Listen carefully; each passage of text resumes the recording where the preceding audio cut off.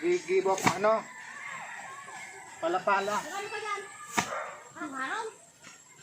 Palapala. Ano? Dito o opo? Pako, ano, ining sayote. Medyo halang ko na kaya. Ha? Patulak. Sayote. Pagka nganing may gulayon, pagka nagbunga na, saka may kalabasa. Ano sa nanganing ilag kong palapala? Parang tansi, ay ano? Pisi. Pisi sana. Ito yung gamitin ko sa palapala. Pisi.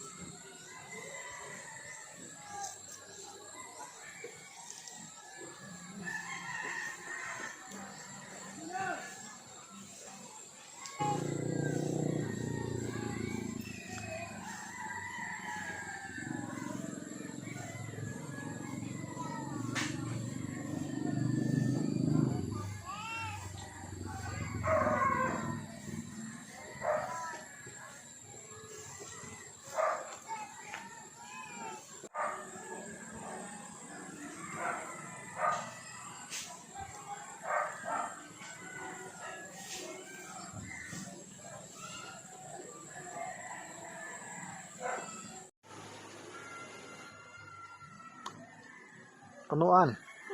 Anuan? Alam ko. Doon ako dyan sa tena.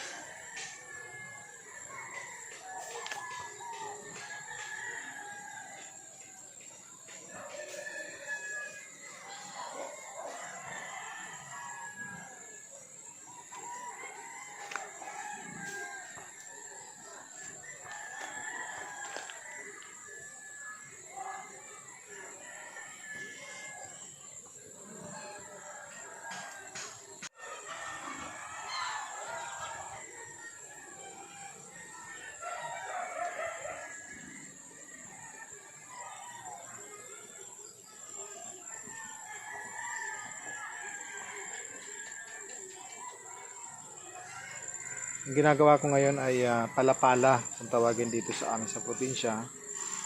Ito yung nylon lang yung gamit ko o PC. Binubulbul ko siya para magkaroon siya ng ng suporta sa kabilaan.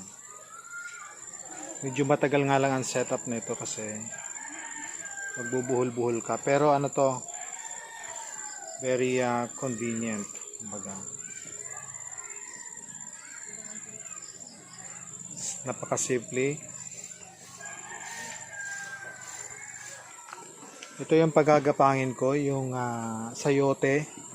Tapos merong kasamang kalabasa. Para kapag namunga, di libre na ang gulay. Lalo na yung mga gulay dito, napakamahal ang gulay dito. Bye! Ang pagkain ng kuya. Sabi ni Gigo, nakabot si mama ka na. Yung Amerikano. Huh? Awag ka naman, Erne. Pa. Naanit na. Anit na. Ako, di pa nagkuha dyan, ha. Sararo sa naman. Igo naman. Hindi sabi.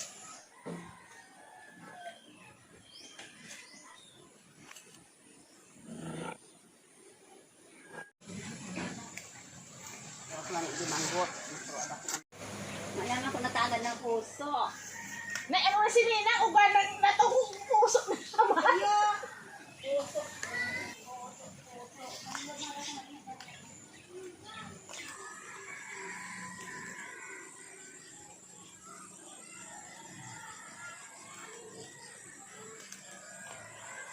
Pagka nagkaganito na, square na siya, pagdudugtungin mo naman yung ganito, kabilaan naman siya. Para mag-create siya ng square sa taas. Yun na yung gagapangan ng balagon, kung tawagin yung vein. Para doon na siya, pag namunga siya, kakalay. O lalawit. Wow.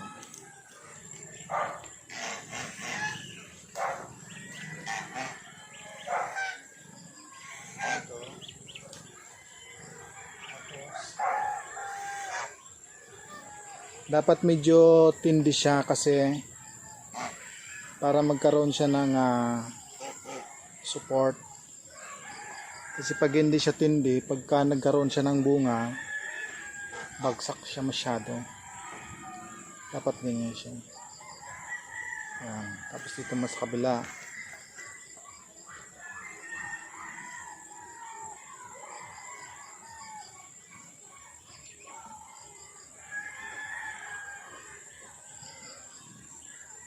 Pwede niyo itong gawin kahit sa bakuran nyo. Kaya pagka ganito, punta naman doon sa kabila.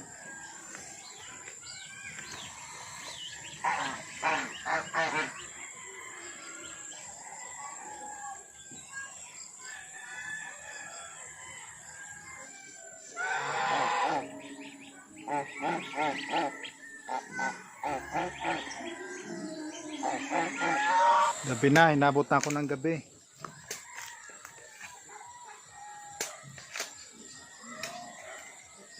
Malapit naman ako matapos.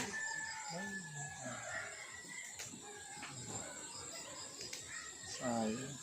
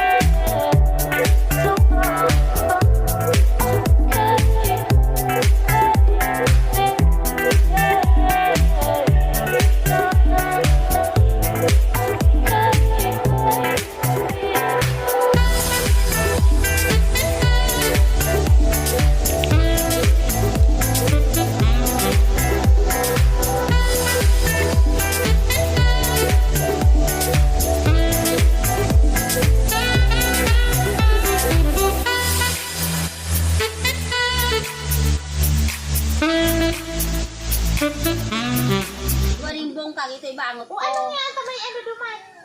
Oh, si Ernida. Inawa ng tiriho na. Nalan. Ano sa tingnan mo? Ano na, be? Tapos pag-iraray. Ang istro, ang dahil. Ang lapit ng kapot.